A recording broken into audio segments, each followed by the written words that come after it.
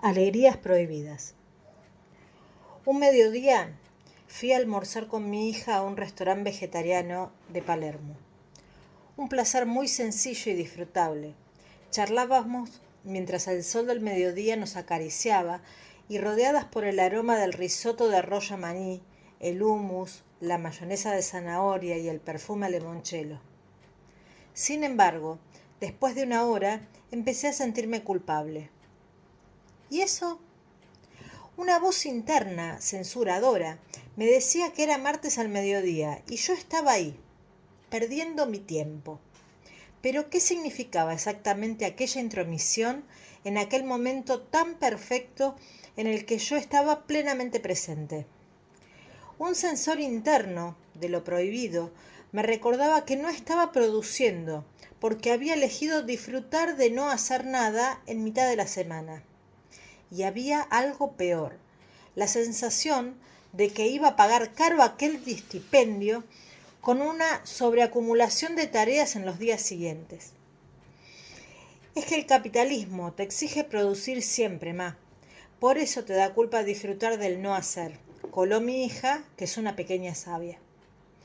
Por eso, también, a las madres les cuesta tanto quedarse en casa durante el puerperio, amamantando los primeros meses en esa aparente licencia del mercado. Un exilio voluntario que es un derecho y que a menudo se convierte en una insaciable fuente de culpa tóxica. Me pregunto cómo mi hija sabe tantas cosas que yo a mi edad todavía no aprendí. ¿Se lo habré enseñado sin saberlo? ¿O yo traía esas ideas independientemente de la familia en la que creció?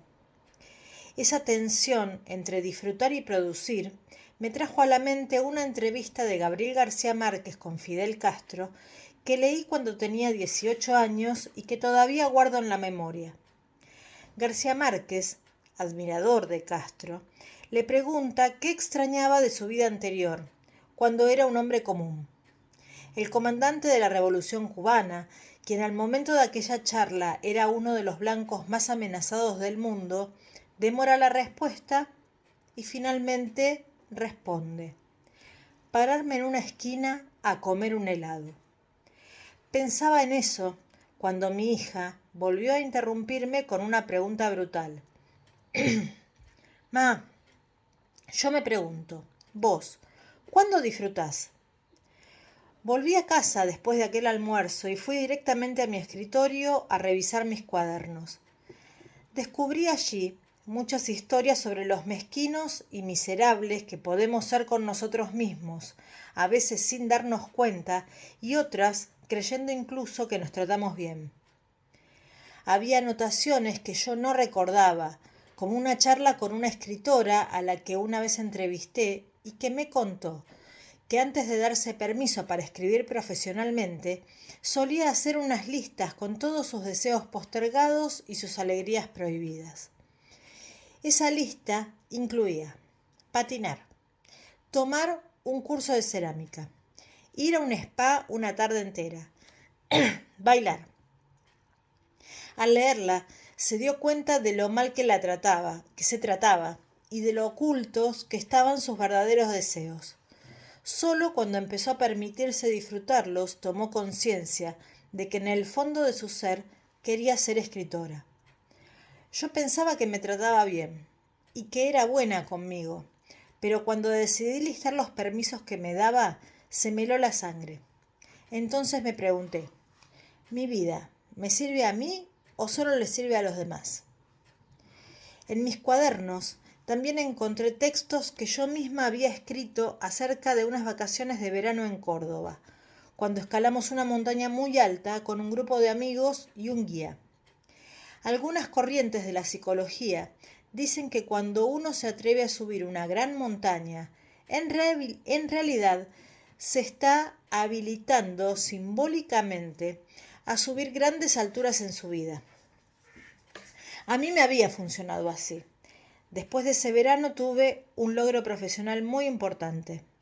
Recuerdo que mientras escalaba la montaña, llena de caminos y bifurcaciones, estaba totalmente conectada con el presente y sabía perfectamente por dónde tenía que avanzar a pesar de que jamás había estado allí antes. ¿Cómo lo sabía?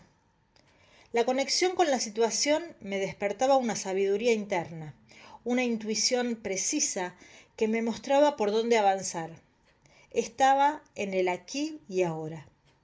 Hay que aprender a gobernar la mente, impedirle que nos saque del presente, que es lo único que verdaderamente tenemos, dice mi amiga Julia. Es cierto que pensar en el futuro con preocupación obsesiva o melancolizarse por el pasado es una manera de corrernos del disfrute. Pero la teoría de mi amiga era paradójica para ella, aprender a disfrutar de un trabajo interno para impedir que la mente divague en pensamientos torturantes. Entre mis anotaciones estaba el registro de aquella vez que en un viaje decidí dejar de sacar fotos para dedicarme exclusivamente a disfrutar del momento que estaba viviendo, sin tratar de eternizarlo obsesivamente en imágenes que raramente veía después. Era enloquecedor. Viajaba para relajarme, pero seguía esforzándome en lo que creía que debía hacer.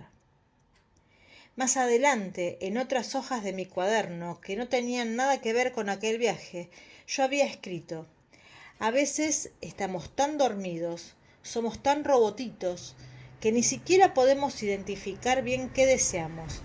Quedarnos quietos ayuda. Hacia el final de uno de mis cuadernos encontré el relato de mi encuentro con Irene Villa González, una española que en los años 90, cuando ella tenía 12, fue víctima de un atentado de la ETA en el que perdió las 2 piernas y 3 dedos de una mano. Irene fue y es un símbolo, un alegato contra el terrorismo en España, que a mí me enseñó a hacer a un lado los pensamientos de víctima.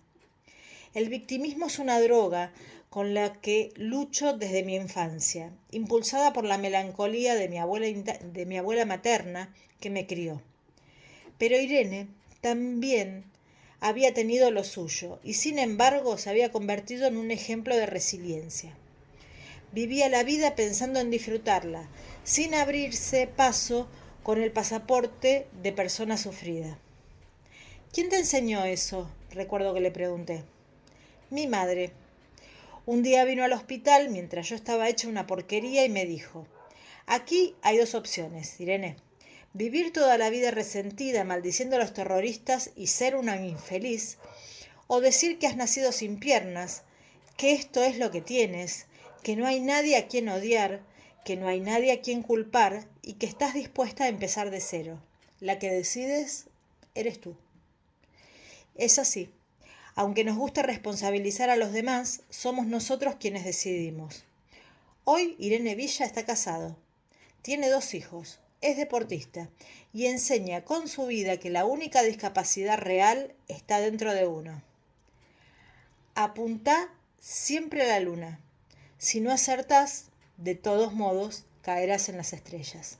Les Brown.